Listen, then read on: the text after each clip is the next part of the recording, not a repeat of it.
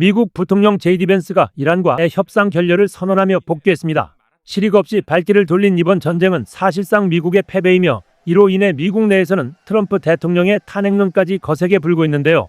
이런 와중에도 골프를 치고 UFC를 관람하는 트럼프 대통령 도대체 제정신입니까?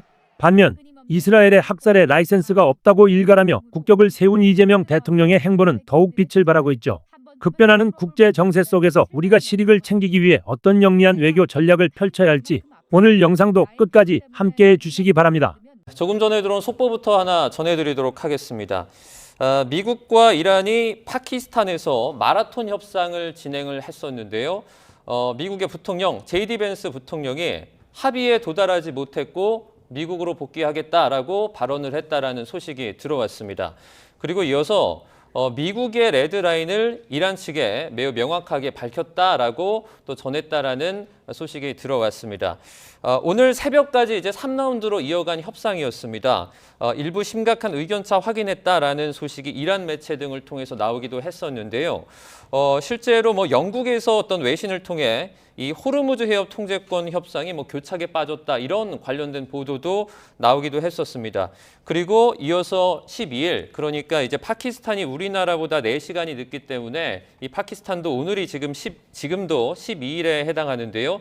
이 12일 날 이어서 이 협상을 이어나가겠다라는 속보가 나온 상황이었는데 조금 전에 미국의 제이디 벤스 부통령이 결국에는 합의에 도달하지 못했고 지금 상태에서 미국으로 복귀한다라고 발언했다라는 소식이 들어왔습니다.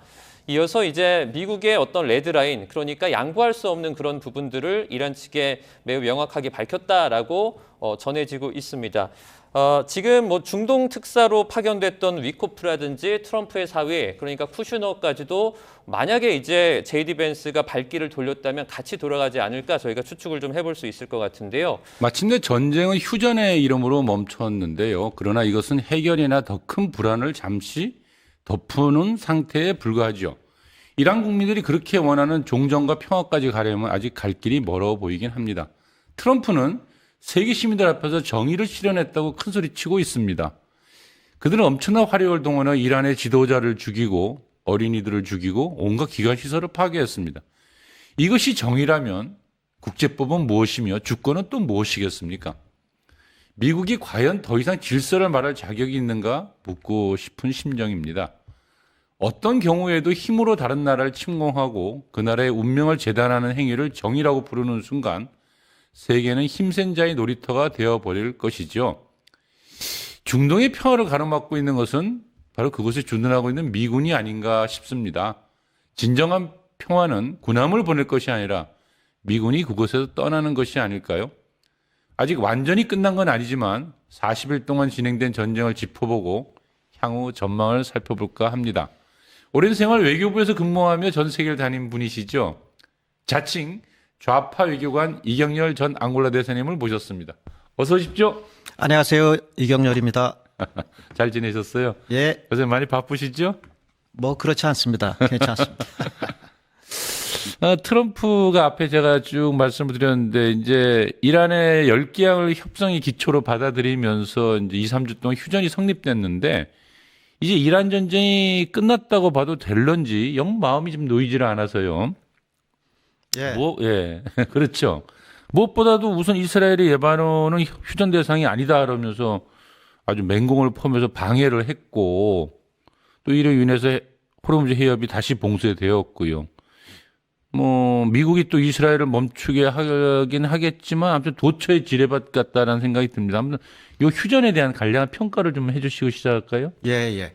어제 트럼프 대통령이 네타냐후 총리한테 전화를 해서 레바논 공격을 좀 자제하라 그런 얘기를 분명히 한 것 같은데 좀 전에 제가 방송 들어오기 전에 확인해 보니까 아직도 공격을 계속하고 있다. 아, 진짜 참. 그래서 참 골칫거립니다. 근데 결국에는 멈추리라고 기대하고 예상하지만 두고 봐야 되겠고 조금 전 또 파키스탄 이슬라마바드에서 미국 이란 대표단이 속속 모여들어서 지금 막 협상을 시작했습니다. 시작했군요. 예. 아직은 그 협상의 내용이 나오지는 않고 있는데 이란 대표단이 지금 레바논 공습 사태에 대해서 어떻게 반응할지 궁금하고요. 예. 아직은 매우 불안정하고 불투명하다. 예, 불투명하다. 그리고 협상의 과정도 양측의 입장이 상당히 크기 때문에 빠른 시간 안에 되기는 어려울 것이다. 예. 다만 미국이 그 실컷 때리다가 네. 이제 그만하자고 한 만큼 네. 미국이 일단 패배의 모습을 보이고 있는 건 사실이다. 휴전하기 직전에 미국이 이란 문명을 말살한다거니 그렇죠. 예. 그런 얘기를 퍼붓지 않았습니까? 그런데도 이란 1,400만 국민이 나와가지고 인간 사슬을 형성했지 않았습니까? 예. 거기에 대해서 미국은 공포심을 느꼈을 것이다. 저는 그렇게 생각하고 그게 휴전 제안을 하게 된 배경이다. 저는 그렇게 생각합니다. 그러니까 대사님은 이제 미국이 휴전을 받아들인 자체가 이미 패배를 의미한다라는 이제 논리를 갖고 계신 거잖아요. 그렇습니다. 그렇게 분석해야 될 무슨 근거가 있나요? 실제 그러니까 목적을 달성하지 못했다 뭐 이런 의미로 그렇습니다. 받아들여야 될까요? 우리가 사람들이 싸울 때도 실컷 뭐 원 없이 두들겨 패는데도 상대방이 다운이 안 되면은 때리다가 지치는 법이거든요. 그렇죠. 그리고 이란은 그렇게 맞으면서도 결코 굴복을 하지 않았습니다. 그리고 말씀드렸듯이 인간 사슬을 형성하면서 애국심과 그리고 제가 볼 땐 인류 문명 파괴자에 대한 어떤 방어 그런 모습까지 보이지 않았습니까? 그리고 더 중요한 것은 이란이 10개 조건, 미국이 전에 15개 조건을 이란이 전적으로 거부를 하고 이란 자신이 내거는 10개 조건을 트럼프 대통령이 협상의 기초로 전격적으로 수용했다 하는 것. 우리 외교에서는 상대방의 제안을 받아들이는 순간 이미 게임은 끝나는 것이나 마찬가지다 이렇게 보거든요. 그렇군요. 그런 측면에서도 미국의 패배는 기정사실이다. 이것은 과거 베트남 또 아프가니스탄의 패배 재현이 아니냐 저는 그렇게 생각하고 있습니다. 그러면 지금 방금 말씀하신 그 10개 조항을 이란이 내놓았다고 했는데요. 언론이 트럼프 입을 따라다녀서 그런데 휴전기간 이 종전을 위한 협상이 진행되지 않겠습니까? 이 내용을 가지고 주로 협상이 진행될 거라고 보여지는데 그 이란이 종전 제안을 내는 10개 항을 좀 잠깐 좀 소개를 할까요? 예, 이게 언론 보도마다 조금씩 차이가 있는데 핵심적인 항목을 꼽으면은 6개 정도 됩니다. 하나는 물론 이 전제는 이란이 호르무즈 항을 연다라고 하는 전제 위에 있는 거죠. 하나는 미국이 다시는 침략하지 않는다라고 하는 약속. 그다음에 두 번째는 미군이 철수해야 된다. 그것은 지역 내의 미군 기지 철수를 포함하는 얘기입니다. 영내에 있는 모든이라고 일단은 돼 있지만 그게 결과가 어떻게 될지는 두고 봐야 되겠고. 세 번째 이란의 그 평화적 원자력 이용을 위한 우라늄 농축 권리 이거는 인정해야 된다. 네 번째 제재의 완전한 해제.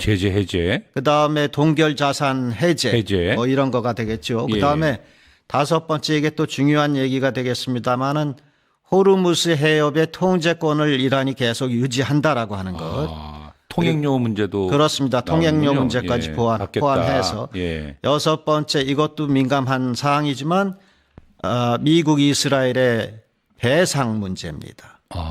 그렇게 6가지로 그 요약을 할 수 있는데 이걸 만약에 받아들인다고 하면 이거 완전한 패배도 그렇습니다. 전순국이 갖는 모습인데요. 이거는. 그런데 지금 미국과 이스라엘이 무고한 이란을 불법적으로 침략해서 파괴 행위를 일삼았기 때문에 제가 볼 때는 이란이 내세운 조건은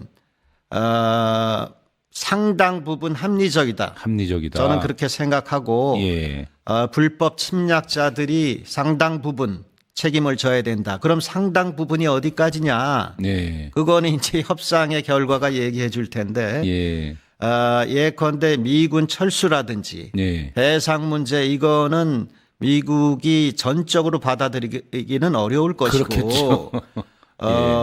다만 호르무즈 통항로 문제는 트럼프가 뭐 합작 투자 문제도 거론한 바가 있었다시피 네. 그거는 미군이 수용할 의사를 보인 것이다 이렇게 볼 수 있거든요. 네. 등등 해서 상당 부분은 이란의 입장으로 기울지 않을까 하는 게 제 예상입니다. 하지만 예. 이게 하루 이틀에 될 협상은 아니고 며칠 갈 거가 아닌가 이런 생각을 해봅니다. 지난한 과정이 될 겁니다. 알겠습니다. 근데 그 중에서도 이제 제일 저희와 관심이 있는 분야, 제일 좀 관심 있게 봐야 되는 게 이제 호르무즈 통행료 문제인데요. 이게 이제 현실화돼 가는 것 같아서 약간 좀 걱정이 사실은 많이 되는데 이란 의회가 이제 지난달 30일 날 사실 이 호르무즈 해협 통과 선박에 리알화로 통행료를 부과하는 계획안을 승인을 했단 말이죠. 네. 그리고 이제 이것이 좀 나오는 얘기를 보니까 한 척당 거의 30억 원의 비용이 부과될 걸로 추산을 하고 있다라는 것이고. 근데 이제 알다시피 우리가 이제 수에즈 운하와 같이 그렇게 이제 직접 그 한 국가가 만든 거는 거기에 관련된 돈을 주는데 이 원래 국제법상으로 보면은 국제 해협 통행료는 금지되어 있지 않나 이렇게 저희가 알고 있었는데 항행의 자유 원칙 뭐 이런 것에도 벗어나는 것 같고 네. 이 문제를 좀 한번 좀 짚고 가야 될 것 같습니다. 그렇습니다. 이제 과거에는 네. 해협, 공해와 공해를 잇는 해협도 막아서 통행세를 받은 케이스가 있기는 있습니다. 덴마크가 한 400년 동안 외레순투라고 하는 해협을 막고 발틱해 통행세를 받은 적이 있는데 그게 1857년에 폐지가 됐으니까 최근의 일이라고 할 수도 있죠. 그런데 이러한 문제들을 해결하고자 우리 그 국제사회가 노력해서 최근에 그러니까 45년 전쯤 1982년에 UN 해양법 체제가 성립이 됩니다. 그래서 통과 통행을 방해할 권리는 없다.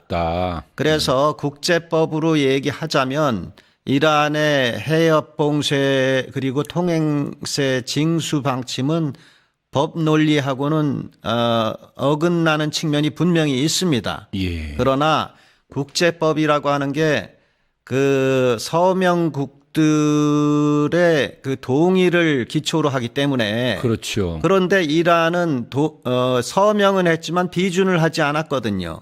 비준을 하지 않았습니다. 발효가 안 되나 보죠. 그러니까 국내적으로 이란 내에서는 발효가 안 돼 있는 상태죠. 예. 그런 어떤 그 논리는 내세울 수 있다. 요는 미국과 이스라엘 이 침략자들이 과연 전쟁 배상을 어느 정도 하느냐의 문제로 귀결이 될 텐데 이란으로서는 전쟁 그 복구, 네. 재건 네. 이 작업을 함에 있어서 엄청난 비용이 들어갈 거 아닙니까? 그렇겠죠. 그런데 미국, 이스라엘이 배상을 안 하면 그 방안은 이 해협 통행세를 걷어서 조달하는 방안밖에는 무엇이 더 있을 수 있겠느냐 하는 얘기죠.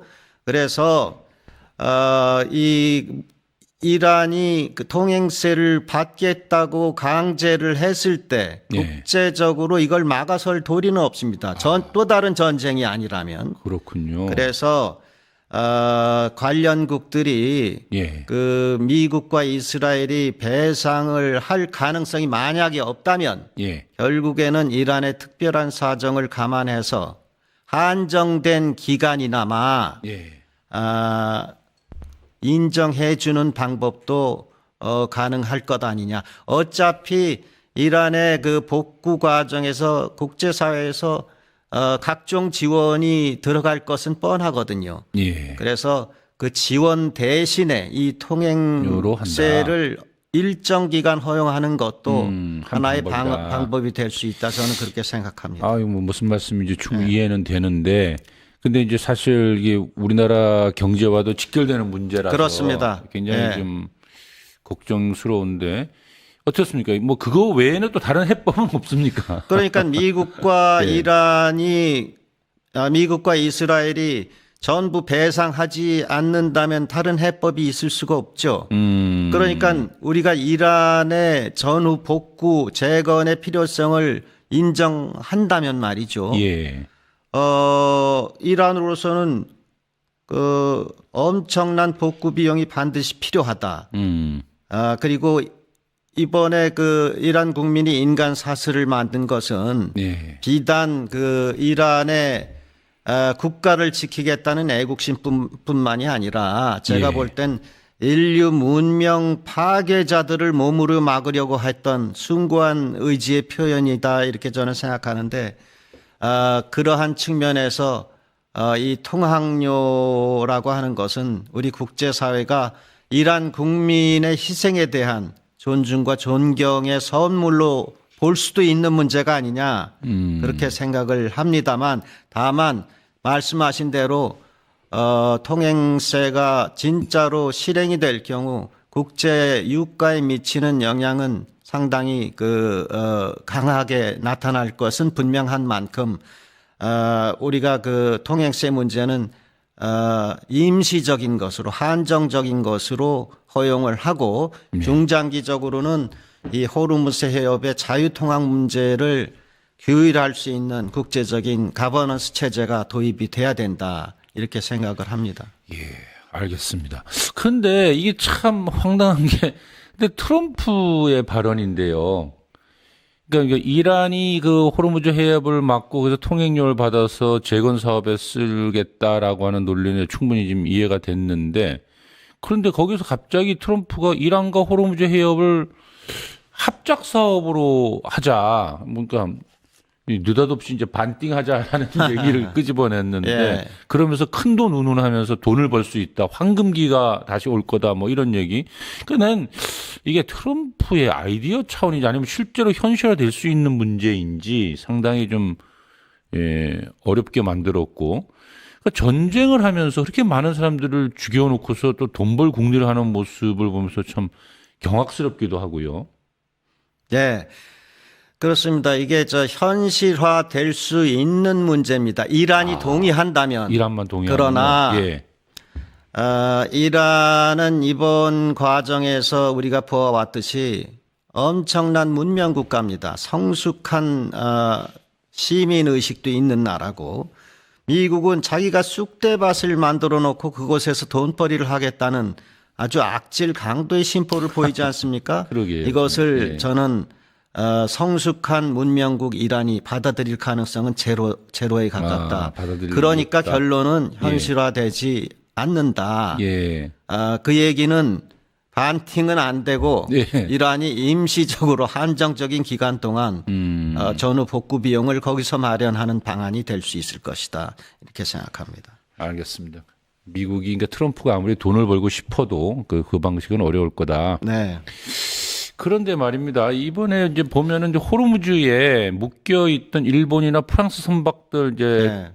이제 풀려 나온 경우가 좀 몇 건 있었어요. 근데 한국 선박은 소식이 없더라고요. 네. 그래서 이 문제는 어떻게 봐야 하는 거냐. 그러니까 미국 눈치 보느라고 이란하고 협상을 전혀 하지 않은 건가요? 어떻게 봐야 됩니까? 협상을 하기는 했죠. 근데 하긴 했습니까? 협상이라기보다는 네. 전화 통화 2번 정도 했을 뿐이고 예. 그리고 현재 있는 대사도 실무진들하고 얘기는 했겠지만 제가 짐작하기에 네. 이란 관료들이 한국의 얘기에 크게 귀를 기울이지 않았을 것이다 이렇게 짐작을 합니다. 왜냐? 왜 그러죠? 두 가지 이유가 있는데 하나는 호르무즈 해협에 트럼프가 전함 파견을 요구했을 때 일본, 프랑스 등등의 여러 나라들은 즉각적인 거부 의사를 표명했거든요. 다카이치 총리는 트럼프랑 회담할 때도 정중히 거부 의사를 밝혔고요. 예. 그런데 한국의 경우에는 어떻게 했죠? 거의 한 달 이상을 신중한 검토, 신중한 검토. 그다음에 미국과 긴밀한 협의. 예. 이 얘기만 앵무새처럼 되풀이했던 거거든요. 그러니까 이란의 입장에서 생각할 때 한국은 자주적인 외교 국가가 아니에요. 미국의 눈치만 살피는 미국의 하수인 정도 되는 나라다라고 생각하는 겁니다. 그게 두 번째 요소하고 맞물려 있어요.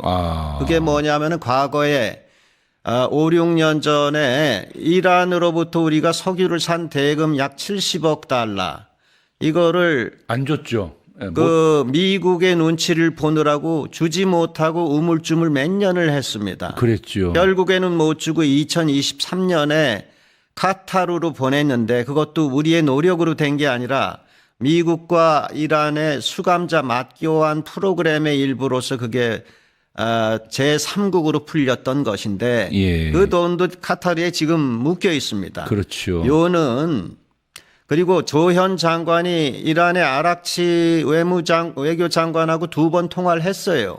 예. 그런데 이 두 가지 사안 때문에 외교적인 주체성을 결여했다라고 하는 이란의 어떤 그 인상 때문에 실망이 컸었고, 그러니까 그 통화 내용이 아주 원칙론적인 그 언사에 머물렀던 것이죠.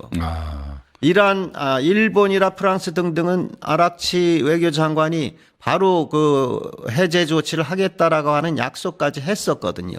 그리고 실제로 풀려났고 결국에는 이 과정에서 우리가 되짚어봐야 될 것은 우리의 외교 부재의 문제다. 예. 외교 부재란 무엇이냐? 결국에는 자율성, 자주의 문제다. 이렇게 생각을 예. 합니다. 그러니까 결국 이제 외교력의 문제, 이란의 불신을 자초했다 이제 이런 말씀인데, 근데 이 지난 대담에서 선생님은 이재명 대통령이 가르쳐서 태양계 최고의 외교 천재라고 칭찬하셨잖아요. 근데 뭐 이 정도 문제라면 쉽게 풀 수 있지 않을까 싶은데 외교 천재이신데, 그런데 이번 이란 문제를 푸는 데는 그런 외교력을 보이지 못한 것 같다라는 생각이 드는데 어떻게 됩니까? 사실은 천재적인 아이디어를 대통령께서 실무진한테 지시를 했었죠. 예. 비공개 특별 회의에서 그 참모들한테 이란에 뭔가 주고 예. 우리가 그 봉쇄된 선박을 푸는 방법, 다시 말해서 give and take, 이란의 인도적인 지원을 제공하는 대신에 우리 선박을 푸는 방식을 해보라 이렇게 지시를 했는데, 그 다음 날 외교부, 외무부하고 그 청와대 그 관료들이 이 얘기가 언론에 나자 그 얘기를 부인하고 나섭니다. 왜냐? 제가 짐작하건대 그것 또한 미국의 눈치를 본 거예요. 이란에 뭔가를 집어주고 선박을 돌려받는다? 뭔가 집어준다는 것 자체가 미국의 심기를 거스를까 봐 일단 이런 상황인데 이건 안 되겠습니다 하고 대통령께 보고하고 그걸 부인한 겁니다. 그런데 더 큰 문제가 있어요. 제가 볼 땐. 그러면은 언론이 이 비공개 그 지시를 어떻게 캐치를 했느냐? 제가 볼 때는 그 지시를 들은 일종의 동맹파에서 언론에 흘려준 것이다. 왜? 그거 미국이 알도록 말이죠. 그러한 그 작은 것 같지만 굉장히 큰 얘기들이 숨어 있다라고 저는 짐작을 하는데, 예. 결국 문제의 핵심은 이렇게 크고 작은 일 하나하나가 외교 천재 우리 이재명 대통령의 발목을 붙잡고 있다. 수시로 붙잡는 그런 형국이 벌어지고 있는 거 아니냐, 그런 우려 섞인 짐작을 해봅니다. 예. 뭐 동맹파 누가 그런 일을 했을까는 여쭤보지 않겠습니다. 알겠습니다. 근데 전쟁은 이제 종전을 향해서 뭐 엄청난 이제 이 고통과 또 수많은 일을 우여곡절을 겪으며 갈 것 같기는 한데요. 근데 이제 그 과정에서 보면 참 엄청나게 많은 파괴와 살상이 있지 않았습니까? 그러니까 전쟁의 포성은 멈췄지만 결국 이제 모든 문제는 전쟁으로 끝내는 게 아니라 이제 정치 문제로 이제 풀지 않겠느냐 싶은데 미국은 그 무서운 화력으로 이란을 파괴하고 전투에서 이겼지만 전쟁에서는 패배할 거다라는 평가 아까 이제 대사님이 해주셨고요. 이 이란 국민들의 단결 있지 않습니까? 네. 이제 목숨 건 저항, 예, 막 인간 띠 있게 하면서 이 교량과 발전소 앞에 줄 서 있는 모습들이 우리 기억 속에 좀 오래 남을 것 같은데요. 자, 이제 전후에 이게 협상이 아직 진행 중이라서 벌써 좀 섣불리 예단하기 좀 어려울 것 같긴 한데 종전이 된 상황, 전쟁이 끝난 상황에 대한 좀 전망을 한번 좀 짚어봐 좀 어떻게 될까요? 예. 우선 세 나라 중심으로 살펴보죠. 예. 미국, 이란, 이스라엘. 예, 세 나라. 미국은 중동 지역 내에서 입지가 크게 약화될 수밖에 없는 거죠. 졌는데 뭐 입지가 강해질 수는 없는 것이고 쫓겨나듯이 물러가는 형국이 될 것이다. 그리고 19개 그 영내 기지가 있는데 그중에 상당 부분은 철수할 수밖에 없지 않느냐. 아, 그렇습니까? 그렇게 저는 전망을 하고 예. 사실 이게 미국의 국가 안보 전략, 네. 국가 방위 전략에 나온 얘기들이에요. 무슨 얘기인 거 아니? 미국은 중동 지역에서 손을 상당 부분 뗀다라고 돼 있었어요. 원래부터. NDSS 말이죠. NSS, NDS 예. 두 문서에 다 나와 있었는데 요번에 네타냐후 유대인들의 꾀임에 빠져서 그냥 발을 담그고 첨벙 담그고 말았거든요. 예. 그럼 원래의 위치로 돌아간다. 두 번째 그거는 이제 해외에서의 미국 입지 약화고 국내적으로도 트럼프의 어떤 지지도 이거는 더욱 곤두박질 칠 것이고 마가 세력은 이미 어제 오늘 보니까 더 분열하고 있고 11월 3일 날 중간 선거하게 돼 있지 않습니까? 네. 제가 예측할 때는 공화당의 참패로 이어질 것이다. 예. 그리고 지금도 얘기가 나오고 있지만은 트럼프 대통령의 탄핵, 네. 미국 역사상 최초의 경우로서의 트럼프 탄핵이 성사될 가능성도 상당히 커지고 있다 이렇게 생각이 됩니다. 두 번째 이란. 이란은 호르무즈에 대한 영향력이 막강하게 확대될 것이고요. 네. 그 다음에 중동 지역 내에서 존경받는 최강자의 나라 중에 하나로 부상이 될 겁니다. 그리고 전후 복구 재건이 이루어진다면 더욱 그렇게 될 것이고 더군다나 이란 지도부들이 요번에 숭고한 의지의 결정체를 보여준 자국의 국민들한테 큰 선물을 내려서 예. 국민들이 바라는 민주주의를 선사할 수 있다면 이란이라고 하는 나라의 그 잠재력은 폭발할 것이다. 저는 그렇게 생각을 합니다. 예. 세 번째 이스라엘은 요번에 그야말로 천적 이란을 없애버릴 일생일대의 기회를 놓치게 되는 거거든요. 네. 그러면은 그걸 놓고 땅을 치면서 이스라엘은 계속 중동 지역 내의 골칫덩어리로 남을 것 같아요. 그래서 중동 지역은 이스라엘이 또 위축되는 모습을 보이지만 그래도 끝까지 그 골칫덩어리로 남는 그러한 상황 속에서 이란이 부상하는 그러한 모습을 보일 것 같다 이렇게 생각을 합니다. 예. 결국 이제 간단하게 향후 전망을 본다면 이제 이란은 그 지역 중동 최고의 이제 강국으로 이렇게 자리를 잡을 것이고 미국은 철수할 가능성이 높아졌고 네. 이란은 미운 오리 새끼가 될 것이다. 이스라엘은 이스라엘은 이렇게 평가를 하는 거네요. 알겠습니다. 하긴 뭐 도발과 분쟁의 주인공이 우리 이재명 대통령도 오늘 한 말씀 했어요. 이스라엘에 대해서 어떻게 그렇게 어제 오늘 하셨죠. 예. 뭐 좀 약간 좀 시끄러워지긴 했는데. 그러니까 그 순환의 역사 그거를 인정하면서 그것이 이 지금 침공과 약탈 그리고 그 저 학살의 라이센스가 될 수는 없다. 그렇죠. 그런 예. 핵심적인 얘기거든요. 그게 예. 절대적으로 옳은 얘기시고요. 네. 그러니까 내가 아프면 타인도 그만큼 아프다 이런 이야기를 한 건데 굉장히 용기 있는 발언이었다는 생각이 좀 듭니다. 그렇습니다. 네. 우리 지도자들 중에 이란을 이렇게 정면으로 이스라엘.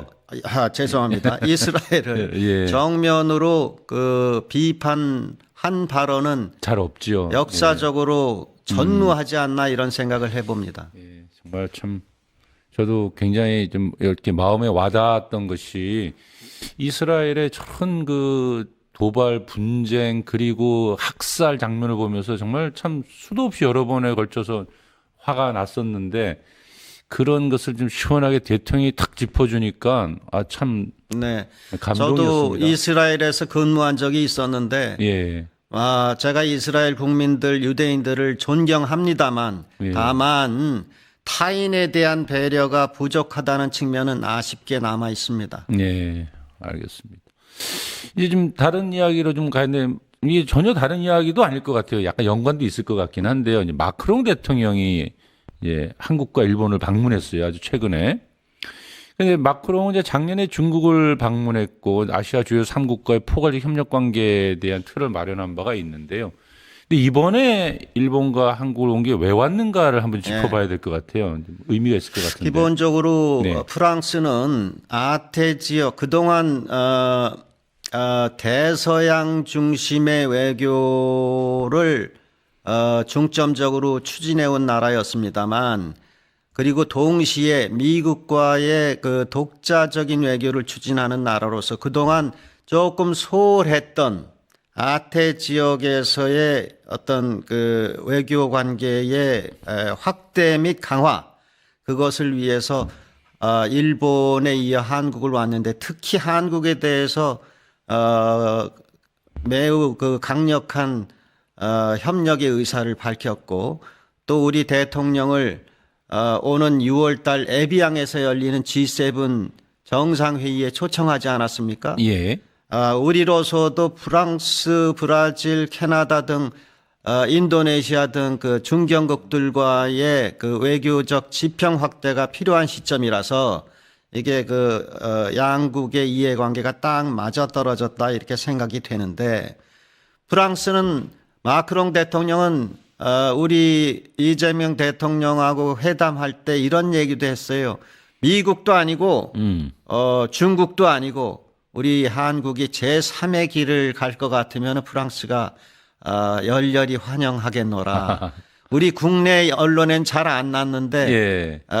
프랑스의 르몽드 신문에 보니까 그게 났는데 예. 한국, 일본에선 그 얘기에 약간은 크게 호응하지는 않았다라고 얘기가 됐습니다만 그거는 지금 현실로서는 당연한 얘기인데 그렇죠. 여하간에 우리로서는 프랑스가 이렇게 팔을 벌리고 들어오는데 중견국 외교 또 유럽의 거점 국가로서의 프랑스 이걸 잘 활용해서 우리의 외교적인 지평을 넓혀가야 된다 이렇게 생각을 합니다. 예. 전략적 자율성을 중시하면서 이제 미국과 다른 독자적인 이제 연합의 노선을 추구하자 뭐 이런 얘기를 했네요. 네. 예. 뭔데 흔쾌하게 오케이 하지는 못해도 하여튼 상당히 교감은 있었을 거라 믿고요. 근데 프랑스와 이제 실질 협력에 대해서 매우 중요한 이야기를 나눈 것 같은데 특히 이제 보니까 원전 협력을 합의한 것 같더라고요, 보니까.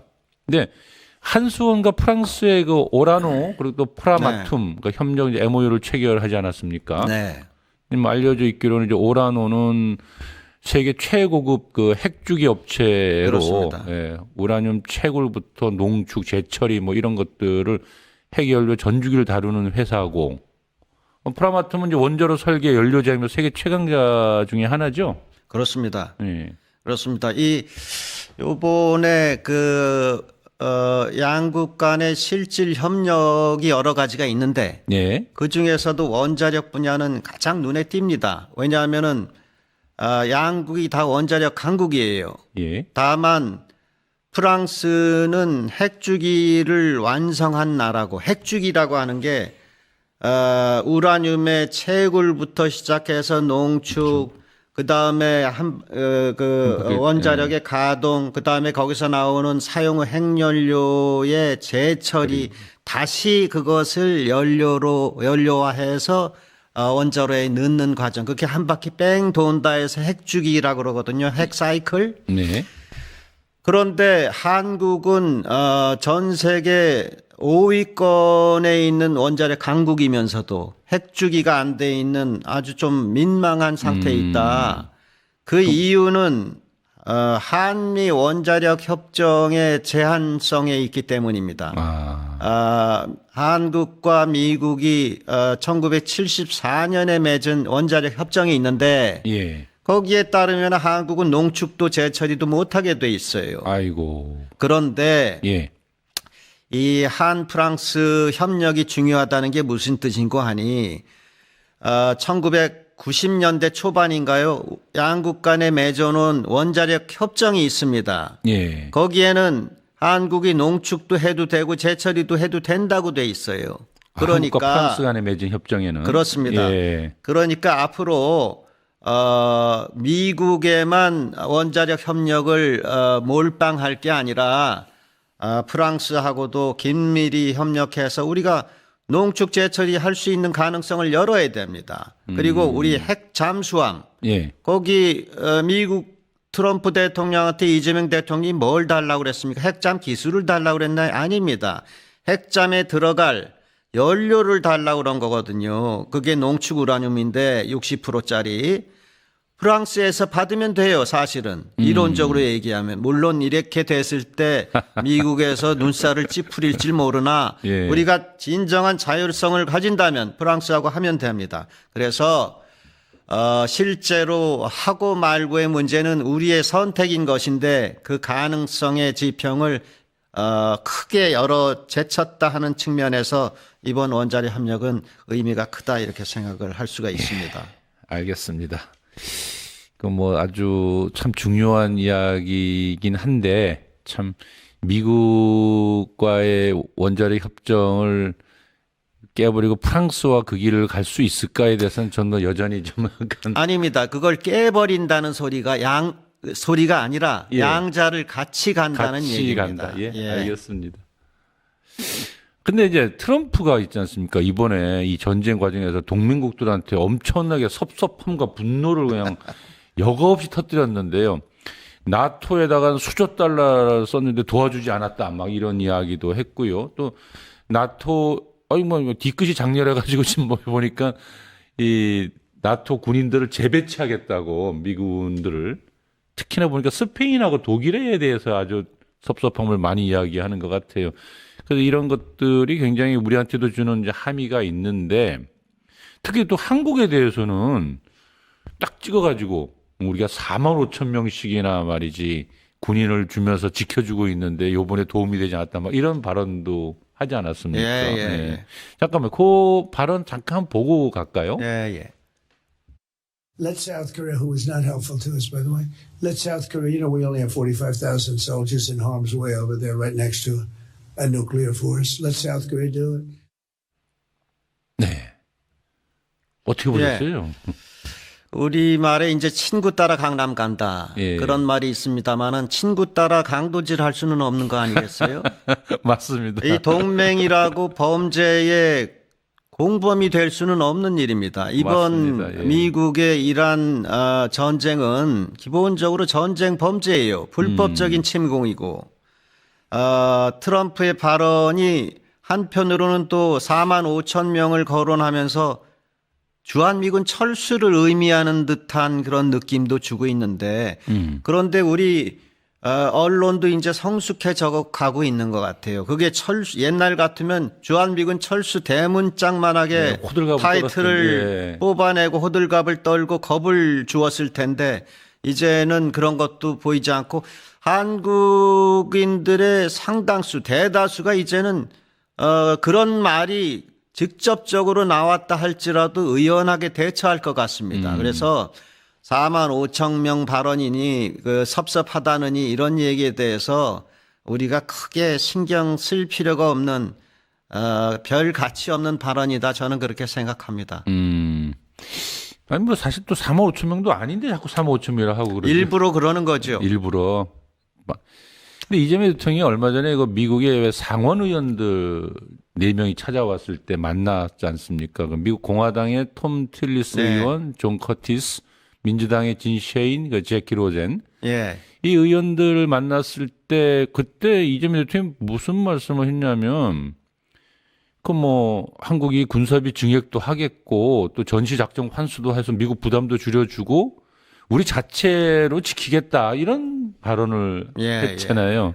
그 마침 제가 생각할 때는 트럼프 들으라고 얘기한다라는 느낌이 그렇습니다. 들었는데. 그게 맥락이 네. 미국의 전략 문서에 네. 앞으로 한반도 방위는 한국이 하고 네. 주한 미군은 좀 넓은 지역 분쟁에 관여하는 방향으로 하는 한미 동맹의 현대화를 추구한다라는 대목이 있거든요. 예. 그렇다면은 이재명 대통령의 발언은 그것과 상응하는 언어가 되지 않겠어요? 동시에 듣기 좋게 그렇게 말하면서 전작권을 빨리 내놔라 하는 말씀을 하신 거거든요. 예. 그것은 당연히 미국 들으라고 하는 얘기고 어느 정도는 압박을 가하는 측면도 있고 우리가 그만큼 역할을 하겠다 한반도 내에서. 그러니까 미국으로서는 기분이 살짝 나쁠 수는 있지만 언즉시하라 맞는 말이거든요. 예. 그러니까 이재명 대통령의 또 천재적인 외교 감각이 여기서 또 드러나고 있다 이렇게 생각을 합니다. 예. 사실 그 트럼프의 그 동맹에 대한 태도는 사실 그동안도 여러 차례 모양을 보여줬는데요. 사실 동맹을 가리켜서 거머리 같은 존재라고도 표현했거든요. 뭐 피 빨아먹는다고. 근데 그동안 보면 이제 관세, 투자 문제, 또 방위비 분담금 이름으로 계속 압박을 해왔고 또 기회만 있으면 주한미군 이야기하고 뭐 우리가 너희 지켜주고 있다 이런 얘기하고 이번 전쟁을 보면서 특히 그런 생각이 많이 들었는데요. 근데 전쟁을 통해서 보면은 그 미군들이 있는 지역이 가장 타겟이었잖아요. 처음에 아이러니한 일이었는데 안보를 지켜준다라고 와 있던 미군이 있는 곳만 공격을 받으니까. 그렇습니다. 예. 예. 그래서 과연 우리 한반도 안에서 이 미군의 존재가 이 동북아 긴장 격화의 도리의 원인이 아닌가 뭐 이런 생각 좀 들더라고요. 그렇습니다. 사실 주한미군이 한국 전쟁 후에 몇 년간은 주둔할 수밖에 없었던 어떤 현실적인 배경은 분명히 있다는 것을 부인할 수는 없어요. 그러나 지금은 상황이 전혀 다르죠. 네. 미국은 스스로가 인정하고 있습니다. 주한미군은 미국의 이익을 위해서 존재한다. 그렇죠. 예, 그 얘기는 여러 가지가 있지만 그 중에 하나가 한반도에 주둔함으로써 중국을 견제한다는 거고, 그렇죠. 우리가 잘 아는 요새 이제 많은 시민들이 알게 된 전략적 유연성이라는 것도 주한미군이 들락날락거리면서 중국하고 대결하겠다는 거거든요. 그렇게 되면은 한국이 쉽게 또 짧게 얘기해서 한국이 중국의 총알바지가 될 수도 있는 위험한 처지에 몰리게 됩니다. 이제는 우리가 그 미중의 틈바구니에 끼어서 이 생존을 위협받아야 할 건지 주한미군 때문에 진지하게 검토하고 이게 정령 위험하다고 우리가 판단할 때는 그야말로 그 헤어질 결심도 배제할 수가 없는 것 아니냐 저는 그렇게 생각합니다. 그렇죠. 자꾸 우리가 너희 지켜주고 있잖아. 뭐 돈 좀 더 내놔라. 자꾸 그런 얘기 할 때마다 그렇게 우리를 위해서 당신들이 희생하고 있는 모양이라면 그럼 굳이 그러시다면 뭐 가셔도 됩니다. 이런 얘기를 좀 했으면 좋겠다는 생각이 들더라고요. 이제 점점 그런 방향으로 우리 성숙한 시민들의 인식이 바뀌어가는 것 같아서 네. 상당히 고무적입니다. 예. 아주 오늘 뜨겁게 이야기를 나눴는데요. 이재명 대통령에게 좀 이렇게 어찌 보면은 주어지는 한 말씀을 좀 듣고 싶어요. 어떤 게 있냐면 역대 어느 대통령보다도 이 정치와 행정을 참 잘해가지고 지지율도 되게 높지 않습니까? 주식도 오르고 네. 주가도 오르고 부동산 문제도 잡겠다고 하고 있고 더더욱이 또 이제 우리 대사님처럼 외교력에서도 이게 뭐 태양계 최고의 외교관이다라는 이제 외교 천재다라는 표현도 쓰셨는데 그런데 뭘 좀 하려고 할 때마다 이 미국 때문에 계속 발목을 잡힌다라는 느낌을 지울 수가 없거든요. 그런데 이제 얼마 전에 이런 얘기를 했더라고요. 그러니까 이란 전쟁 이후에 세계는 전혀 다른 세계가 열릴 것이다. 이런 국무회의에서 이런 발언을 좀 했어요. 네. 그러면서 이제 뭐 에너지 수급처를 다변화시켜야 된다. 재생에너지 미래성장 동력을 주문했는데요. 저는 이제 이런 얘기를 어떻게 들었냐면 새로운 한미 관계를 정립하기 위한 노력을 이제 기울여야 될 때다. 이렇게 얘기하고 있는 게 아닐까라는 느낌을 이제 많이 받았는데요. 대사님 오늘 얘기를 좀 정리하시면서 우리 정부가 가야 할 길, 이재명 대통령은 이런 길을 가라라고 하는 좀 말씀을 좀 해주시죠. 저도 지금 말씀하신 것처럼 그러한 어떤 깊은 이재명 대통령의 깊은 고민과 새로운 방향에 대한 의지를 대목대목에서 이 대목 저 대목에서 읽고 있습니다. 사실 중동 이란 전쟁이 났을 때 주한미군의 장비하고 무기를 중동으로 차출하지 않았습니까? 그때 그랬지요. 대통령께서 반대는 하고 있지만 우리의 뜻을 관철할 수 없는 것도 현실이다 이런 얘기를 하셨어요. 네. 그거는 현실이니까 어쩔 수 없다라고 하는 체념의 뜻도 조금은 있지만 또 한편으로 잘 생각해 보면 이거는 뭔가 바꿔야 되지 않느냐라고 하는 의지도 일으킨단 말이죠. 그렇죠. 그리고 2월 중순에 주한 미군의 공군이 그 서해상에서 대규모 훈련을 하다가 중국하고 대치한 상황이 있지 않았습니까? 네, 일촉즉발의 상황까지 갔는데 그랬죠. 이런 불합리한 상황을 해결을 해야 됩니다. 그게 또 이 대통령의 마음속에 있다라고 생각이 되는데 이 미군이 영내 어떤 역할을 강화하려고 할 때 중국과 대치되는 대결하는 상황이 계속 될 겁니다. 그러나 우리가 깊이 염두에 두어야 될 것은 우리 이재명 대통령에 대한 조언이기도 하지만 이 한미 동맹이라고 하는 것은 결국 절대적 가치가 아니다.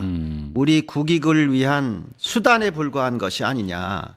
그렇다면은 우리의 자존과 자주의 정신으로 진짜 대한민국의 진짜 외교를 펼칠 때가 아니냐 하는 생각에 지금 국민적인 지지가 거의 70%에 육박하고 있는데 우리 국민들의 성원과 힘을 믿고 대통령의 생각을 펼치시라 이렇게 조언을 하고 싶습니다.